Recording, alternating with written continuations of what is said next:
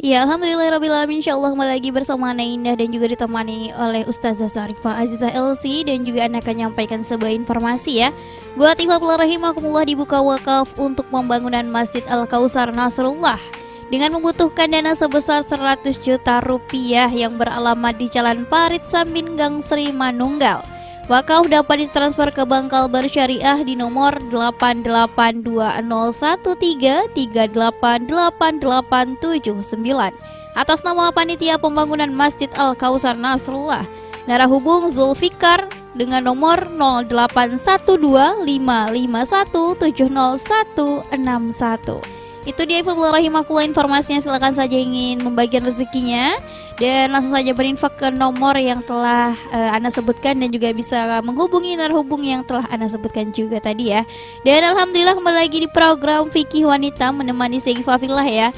Dan tentunya tadi sudah dipaparkan yang utamanya pada dasarnya nih Ikhwafillah, namun gimana kelanjutannya? Baik, langsung aja kita simak ya untuk penjelasan dari Ustazah. Kepada Ustazah dipersilahkan. Ya. Ya, kita lanjutkan bahwa pada intinya perempuan itu tidak ada larangan untuk bekerja. Jadi kalau hari ini ada yang menyempitkan apa yang sudah dilonggarkan, diberikan kebebasan oleh syariat, maka itu harus kita kita harus memperdalam lagi kaitan dengan bahasa syariah yang sudah bahasa yang benar yang disampaikan syariah terkait dengan hal ini. Secara riwayat, secara sejarah bahkan disebutkan perempuan bekerja itu bahkan dari zaman awal sudah dibenarkan secara zatnya, secara sendirinya. Ini dilihat dari lingkungan Nabi SAW sendiri. Bahkan sebelum Nabi ini mungkin akan menjadi contoh bagi kita setelah Nabi Muhammad SAW. Di sini dicontohkan oleh beliau dalam buku ini bahwa contoh kita melihat ada Asma binti Abu Bakar. Nah, jadi Asma ini adalah saudara istrinya Nabi SAW, yaitu Aisyah binti Abu Bakar. Jadi Asma ini adalah kalau kita lihat dari lingkungan keluarga, siapa yang tidak dengar dengan kemampuan ekonomi Sayyiduna Abu Bakar. Tetapi beliau mengajarkan anak-anak beliau adalah mandiri dengan tidak mengharap atau berdiam diri di rumah. Dilihat daripada sejarahnya, Asma binti Abu Bakar ini, dia adalah membantu suaminya dalam urusan rumah tangga dan bekerja. Ya, bekerja ini artinya di luar rumah. Disebutkan di sini pekerjaannya apa? Suya satu farsi, yaitu memoles, memelihara kuda. Karena kuda di zaman dulu, kuda onta itu kendaraan sebagai aset. Aset itu kuda, ya, kemudian onta itu. Kuda ini adalah aset peperangan. Itu aset peperangan. Satu-satunya senjata selain pedang itu adalah kuda untuk kemenangan orang kaum muslimin saat itu. Nah, beliau itu tidak malu. Ya, kalau kita lihat, loh, kok anaknya Sayyid Abu Bakar, sahabat Abu Bakar, kenapa menjadi kita sebut sajalah yang memelihara kuda gitu ya. Pengembala gitu. Mengembala. Terkesannya kayak mohon maaf orang miskin yang itu kurang gimana kedengarannya. Tetapi ini adalah teladan bahwa di zaman Rasulullah pun sudah menunjukkan bagaimana wanita itu mandiri dan tidak mengharapkan menunggu datangnya pujian atau membawa kebesaran nama orang tuanya, bukan. Apalagi zaman sekarang. Kalau kita lihat ya, zaman dibilang susah, enggak juga, dibilang enggak ya susah-susah juga. Gitu. Nah, kita tidak boleh mengeluh, ya, karena ucapan itu doa sebetulnya. sedikit-sedikit mengeluh. Itu sebenarnya tiap hari kita mengeluh itu meminta yang nggak baik. Nah, kenapa kita, Allah itu sudah intisyar fil ardi, Allah telah menyebarkan di muka bumi ini adalah fadlan min rabbi. Banyak sekali keutamaan tentang rezeki. Mari kita raih itu.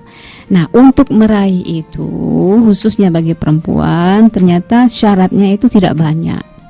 Jadi kata beliau, inna amalal mar'ah lidzatihi jaizun. Sesungguhnya wanita yang bekerja di luar rumah pada dasarnya, pada intinya itu adalah jaiz, boleh. Bisyartin, dengan syarat. Nah, ini apabila dibolehkan perempuan bekerja, maka dia wajib terikat dengan ikatan syariah. Apa itu? Bisyurutin ayyakunal amal fi dzatihi masyru'an. Yang pertama, apa bentuk pekerjaannya dulu? Al-amal masyrutan. Pekerjaannya itu lidzati, pekerjaannya itu adalah tidak diharamkan oleh syariat. Ya, kita tahulah itu. Mohon maaf, misalnya mencuri, ya kan? Secara zatnya, pekerjaannya ya, secara zatnya dulu nih. Yang jelas-jelas tidak boleh. Gitu, mengambil, ya. Mohon maaf, apa namanya? Yang usah kita sebutkan lah ya. Nah, yang intinya jelas tidak boleh. Ini bimakna, kata beliau, ini artinya bahwa kalau sudah lidzati haram, kalau udah itu zatnya itu haram, kan sudah jelas tidak boleh. Berarti hal-hal yang berada di lingkungan itu pun menjadi tidak boleh. Kalau ini kan tidak abu-abu, jelas gitu ya. Nah, ada kadang-kadang mungkin kita jadi yang jelas menjadi tidak diperjelas. Ah, ini kesalahan kita. Yang jelas sudah, jangan diabu-abukan lagi. Yang lidzatihi haram fahuwa haram. Kalau secara zatnya itu haram, ya sudah, tidak ada alasan, tidak boleh. Tidak ada lagi alasan, tidak boleh. Itu tidak barokah, tidak halal. Gitu. Karena zatnya tidak boleh kita katakan zatnya itu haram lalu menjadi halal, tidak boleh dengan alasan manusia, kepentingan manusia. Nah, itu ya. Ini harus kita garis bawahi bahwa kita lihat dulu zat pekerjaan itu dihalalkan tidak oleh syariat. Zaman sekarang hati-hati, mungkin melalui mendaftar ini ya, online. Jadi harus diperjelas kalau perdagangan seperti apa, itu kan, yang kehalalannya, keharamannya dan seterusnya. Kita bisa tanya orang-orang yang ahli ekonomi, syariat dan seterusnya. Kemudian, nah, kita langsung saja. Yang pertama tadi sudah kita pahami ya. Nanti masalah jenis-jenisnya mungkin kita bisa tinjau dan analisa sendiri ya, cari referensinya. Yang kedua, antal tazima adabul mar'ah al-muslima idza kharajat min baitiha. Wanita sudah dapat pekerjaan, jelas, alhamdulillah. Jadi pegawai negeri, jadi guru, jadi pelayan di di market dan lain sebagainya.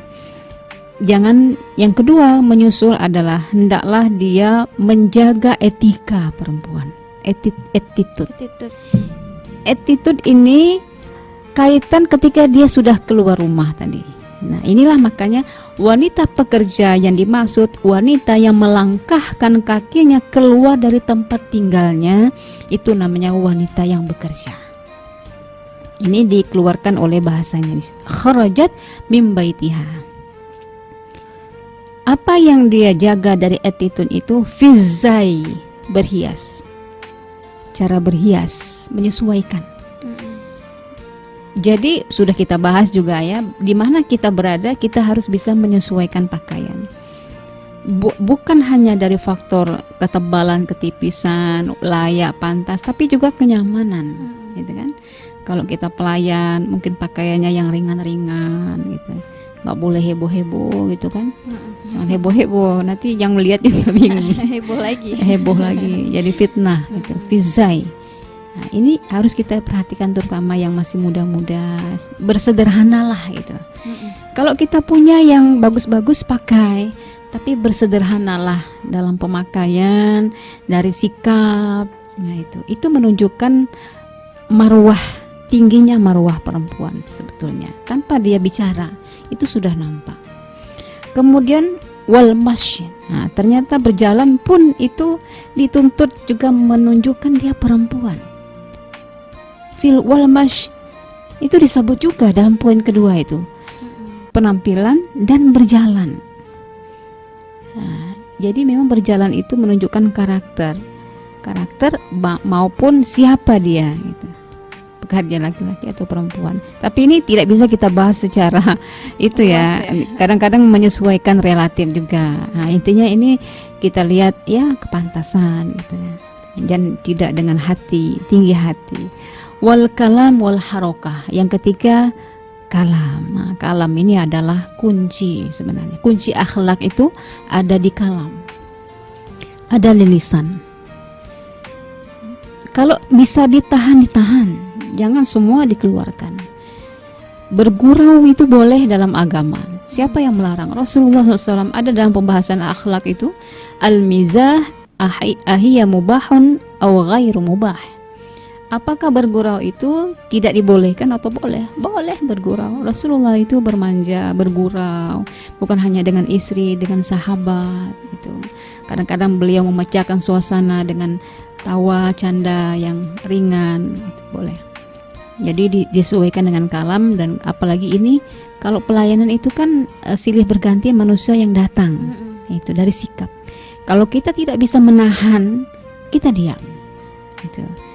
Nah, ini luar biasa, betul-betul.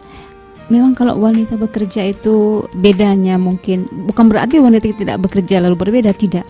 Tapi banyak tantangan yang dia dapat. Kan begitu ya? Nah, mungkin kalau ukhti di luar radio tantangannya beda. Ketika di depan mic, ya kan?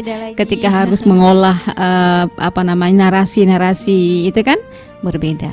Jadi ada pengalaman, dinamikanya ada. Semakin banyak ruang kita berada, semakin banyak pengalaman kita. Itu potensi. Nah, itulah kelebihan. Dan kelebihan perempuan berbeda dengan laki-laki. Nah, perempuan itu berbeda dengan laki-laki. Kemudian yang ketiga kaitan dengan attitude itu adalah harokah, gerakan dia. Bagaimana dia merespon, bagaimana dia menentukan sikap gitu. Bagaimana pandangan, dan seterusnya. Ini lebih mendalam lagi yang keempat itu masalah harokat. Nah, disinilah kemudian muncul satu ketetapan dalil dari Allah Subhanahu Wa Taala dalam Al-Quran, yaitu di surah An-Nur ayat 31 Allah Taala berfirman, ayat 31 dan 31 surat An-Nur, wa qul lil mu'minat, dan katakanlah hai Muhammad kepada wanita-wanita yang beriman, yaghdudna min absarihinna, hendaklah perempuan itu menundukkan pandangannya. Nah, ini kaitannya dengan akhlak. Kalau tidak mampu, tundukkan pandangan.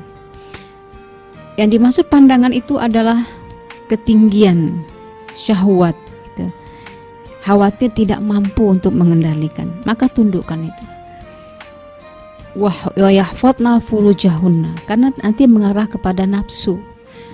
Maka hendaklah mereka menjaga farajna wala yubdina zinatahunna illa ma zuhara minha. Dan selanjutnya jangan dia tampakkan kecuali yang memang sudah tampak. Apa? Tafsir para ulama tafsir, cincin. Ini kaitan dengan perhiasan, kaitannya dengan aurat. Ini yang kedua termasuk attitude, adab tadi. Jadi pandangan, gerakan, sikap, kalam, perhiasan, banyak sekali ya perempuan, luar biasa tantangannya. Maka sebetulnya kalau kita lihat dari beberapa kajian hadis tentang ruang perempuan, sebenarnya yang paling mudah masuk surga itu perempuan. Cuman Tapi banyak lebih nih. lebih mudah juga. Sebaliknya, nauzubillah ya. Artinya tipis itu. Loncatannya itu tipis. Nah, mudah begini, mudah juga ke sini. Gitu. Tapi kalau kita sudah mulai melangkah, insya Allah, nah, maka istiqomah. Karena perempuan ini kan perasa, sensitif, ya kan. Nah inilah memang kelebihannya perempuan. Dia adalah perhiasan dunia. Wa khairu mata'iha al-mar'ah as-solihah. Dan sebaik-baiknya perhiasan dunia ini perempuan yang solehah. Karena perempuan itu sendiri sudah perhiasan. Tapi permata yang baik itu adalah yang solehah. Nah, kemudian yang ketiga kaitan dengan al-muhaddada minasyar'iyyah, yang dipatok, yang digaris bawahi oleh syariat kaitan perempuan bekerja, alla yakuna amalaha ala hisabin wajibatin ukhra la yajuzu laha ihmaluha. Ini maksudnya adalah jangan sampai ketika dia sudah memilih zatnya tadi, yang pertama itu zatnya secara sendirinya pekerjaannya sudah benar. Kemudian dia sudah dukung dengan attitude-nya, ya. Tetapi yang ketiga ini ternyata dengan dia keluar tadi mengabaikan urusan yang utama di rumah tangganya. Mengabaikan dalam artian ini mengabaikan tanggung jawab mengasuh anak. Ya. Kemudian kaitan dengan persiapan rumah tangganya. Dan itu adalah kewajiban perempuan. Jadi kalau kita lihat masalah urusan job description, kalau dalam bahasa birokrasi itu kan tugas dan tanggung jawab di dalam rumah tangga itu sudah diberikan fungsinya oleh agama. Ar-rajulu imamun, maka dia mas'ulun an ra'iyati. Kalau laki-laki itu imam dia di rumah tangga itu, maka dia bertanggung jawab ekonomi, keamanan, ya, kedamaian, kenyamanan, itu tanggung jawab suami. Yang kedua, al-mar'ah ra'iyatun fi baiti zawjiha. Nah itu dia kenapa perempuan itu kalau mau melangkah di rumah lihat dulu batasan, karena dia itu ra'iyah, dia itu pengembala di rumah suaminya. Kata ini bahasa hadisnya, al-mar'atu ra'iyatun, dia pengembala. Pengembala itu adalah yang melingkari, ya kan, yang mengamankan. Kalau ada mainan apa tuh, apa dulu kalau orang anak-anak kecil main ular tangga apa itu ya, yang Dadu. Bukan, dia apa itu yang dia di bawah, nanti temannya begini dia. Oh iya. Itu tidak boleh ada yang. Nah, itu kaitan-kaitan ini dianggap adalah menjaga, mengurai, mengembala itu. Mengembala itu adalah dia menjaga bagaimana roda dalam rumah itu bisa aman. Nah, kalau keluarnya dia itu bisa dia kendalikan, saling berbagi, share dengan suami, dengan yang ada di rumah, tidak ada masalah. Dan suami tidak boleh melarang. Jika tiga hal ini sudah bisa ada dan terakomodir di dalam step-step mencari atau mendapatkan pekerjaan, maka syariah sudah mempersilahkan siapa saja perempuan yang punya potensi ingin mengabdi untuk dirinya, rumah tangganya, dan negaranya dan agamanya, tidak boleh ada yang melarang, karena syariah sudah membenarkan.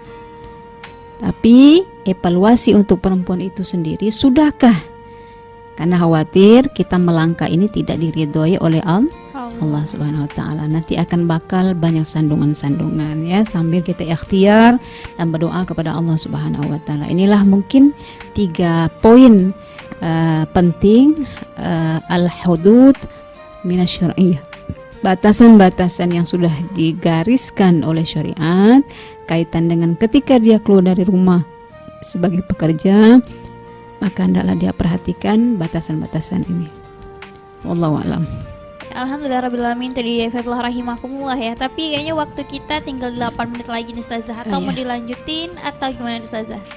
Gimana baiknya? Oh, dilanjutin aja kayaknya. Lanjutkan. Jadi karena Jadi waktunya langsung sempit ya. langsung di close ini ya. Nanti langsung di close Baik. nanti. Ya, jadi alhamdulillah, mudah-mudahan ini menjadi barometer bahwa apa yang sudah berlaku dan sudah dicontohkan pada zaman saat beliau ada saat itu Rasulullah SAW itu adalah merupakan role model bagi kita itu. Jadi kita nggak usah berkaca di yang tempat-tempat yang jauh-jauh kayak bukan negara kita, bukan imam kita. Role model kita kan sudah ada. Seperti Aisyah radhiyallahu anha. Aisyah pernah saya sampaikan, Aisyah radhiyallahu anha istri Nabi yang masih muda belia di umur belasan tahun, beliau mengikut Nabi saat peperangan. Apa pekerjaan beliau adalah menjadi tenaga medis. Kemudian beliau menyediakan pakaian-pakaian perang. Beliau juga sering menyedekahkan pakaian pengantin. Tapi beliau sederhana. Bahkan anak beliau Sayyidah Fatimah itu bisa saja kalau Rasulullah mau ngambil pembantu khadam untuk beliau. Tapi Rasulullah lebih mengatakan alangkah lebih baik kalau tetap bekerja, tetapi itu istilahnya mengabdi kepada suami, menyerahkan keikhlasan itu hanya kepada Allah Subhanahu wa taala. Ini artinya poin penting bagi perempuan bahwa urusan dalam hati ini jauh lebih penting sebetulnya. Nah, jadi contoh-contoh yang pernah ada di zaman Nabi ini adalah role model untuk kita. Jangan katakan ini kuno. Tidak ada yang kuno. Justru beliau ini adalah pahlawan dunia, bukan lagi pahlawan nasional internasional, tapi pahlawan dunia. Yang diabadikan ceritanya real faktanya. Ini. Maka para ukhti muslimah ataupun ibu rumah tangga pun walaupun tidak dalam bahasan bekerja, tapi dengan adanya kita di rumah ikhlas ya, kita ikuti saja roda perputaran dunia ini ya. Kita sambil kita karena segala kecapean kita, segala keringat yang menyucur, segala kesabaran itu diganti oleh Allah dengan pahala dan dihapus dosa-dosanya oleh Allah. Nah, subhanallah ya. Jadi ini merupakan hal atau fenomena lain yang menjadi menarik dan unik bahwa wanita itu adalah perhiasan dan dia insya Allah menjadi jembatan untuk dia, untuk keluarganya menjadi arah menuju pintu surganya Allah Subhanahu wa taala. Jadi pesan kami di sini pertama, siapapun kita, baik kita bekerja ataupun tidak, maupun sekolah tinggi atau sederhana, semuanya itu yang dipandang oleh Allah siapa yang paling terbaik ahsanu amalah. Dia menata hatinya untuk bisa bekerja memaksimalkan dirinya. Jadi kita jangan terlalu melihat terlalu tinggi melambung, gitu kan. Jangan terlalu banyak memanjangkan arah pandangan. Apa yang ada pada diri kita itulah yang kita maksimalkan. Kalau kita terlalu panjang arah pandangan, itu tidak akan habis-habisnya kan? Seperti fata morgana. Makin kita panjangkan, semakin tidak nampak tujuan. Tapi kalau kita landingkan, kita lihat ini yang terdekat, insya Allah kita akan berusaha memaksimalkan kekurangan-kekurangan yang ada. Nah, itulah tanda orang-orang yang rendah hati, yang tidak tinggi hati. Dan insya Allah orang-orang inilah yang akan dikelilingi sakinah, ketenangan lahir dan batin oleh Allah, dan rumah tangganya insya Allah rumah tangga yang diharapkan menjadi jembatan untuk meniti surganya Allah Subhanahu wa taala. Itu mungkin ukhti. Iya. Dan ada yang pertanyaan nih Ustazah. Nah, katanya kalau singkat pertanyaan kayak gini, misalnya dia pendidikannya tinggi nih, misalnya S1 atau S2 gitu kan. Kemudian sudah menikah namun suaminya melarang untuk bekerja. Nah, itu seperti apa untuk pengertiannya, atau apakah tetap bekerja dengan rutinitasnya atau mengikuti kata suaminya? Artinya sebelumnya bekerja, tapi dilarang. Nah, berarti harus ada komunikasi dulu. Yang pertama adalah yang harus kita ketahui ketika wanita sudah berumah tangga, maka dia taat pertama itu adalah suami. Berbeda dengan suami ya. Taat ketika sekalipun dia sudah berumah tangga, taat kepada orang tuanya tidak terhalang. Itu yang utama. Tapi ketika perempuan sudah berumah tangga, taat yang pertama ya, itu tidak bisa dia langkahi suaminya. Maka saran share pendapat. Kita gali apa yang terbaik gitu. Apa yang outputnya apa ini? Kan tidak hanya fisik pekerjaan yang menjadi bahagia. Mungkin ada hal-hal lain yang bisa mendatangkan kebahagiaan. Dan saya tidak bisa menyatakan harus bekerja, harus tidak. Harus ada share dulu antara suami istri. Dia omongkan dulu, beri waktu, ya kan, berikan pandangan, apa efek baiknya. Ini tadi tidak bisa kita abaikan faktor syariah. Jadi tidak pernah ada bahasan sendiri masalah porsi pekerja perempuan itu memang tidak pernah dibahas. Tetapi ketika perempuan bekerja untuk dunianya, itu tidak dilarang. Bahasanya seperti itu. Jadi bahasanya memang pasif begitu. Jika ada yang ingin melakukan, silahkan. Nah itu. Tapi dengan batasan tadi itu jelas. Kemudian yang ketiga berarti tadi Uhti, yang ketiga adalah tidak mengabaikan urusan rumah tangganya. Itu suaminya. Dan dia tidak bisa melangkah sendiri tanpa ada kompromi di situ. Nah, syariat tetap mengedepankan urusan musyawarah. Apalagi ini kan ikatan lahir batin suami istri yang harus pulang, bagaimana. Mungkin ada hal yang perlu dibicarakan secara teknis. Nah, itu diutamakan sebelum kita ending hukumnya bagaimana. Apakah saya bekerja apa tidak. Masalah sekolah itu jangan dilihat seorang sekolah harus bekerja. Tapi bagaimana pendidikan itu bisa mengoptimalkan kemampuan. Bekerja tidak harus keluar rumah, di dalam rumah pun bisa bekerja. Nah ini yang di-share-kan, mana yang terbaik. Kalau punya modal, suami tidak ingin kita keluar, kita bisa bekerja di dalam. Sekarang online bisa, jadi banyak pilihan insya Allah. Yang penting ada kesepakatan, sudah ada komunikasi yang baik antara keduanya. Saya rasa begitu. Oke, dan itu dia ya jawabannya dari yang bertanya. Semoga saja bisa menambah wawasan dan pengalaman juga, dan juga bisa dikompromikan bersama suami ya Ustazah ya. Dan alhamdulillah rabbil alamin, syukran jazakumullah kepada pendengar, dan juga syukran jazakumullah kepada Ustazah yang sudah bersamai di siang hari ini dari pukul 13 hingga pukul 14 waktu Indonesia Barat. Dan tentunya ini sudah berakhir ya di program Fikih Wanita. Jadi kalau misalnya ingin bertanya ataupun ingin mendengarkan kembali, silahkan simak kembali pada hari Selasa pada jam yang sama, yaitu pukul 13 hingga pukul 14 waktu Indonesia Barat. Baik, dari rahimakumullah, insyaallah itu aja ya penyampaiannya hari ini. Semoga saja bermanfaat dan juga bisa kembali dan membersamai Fafilah di 105.8 Mujahidin FM.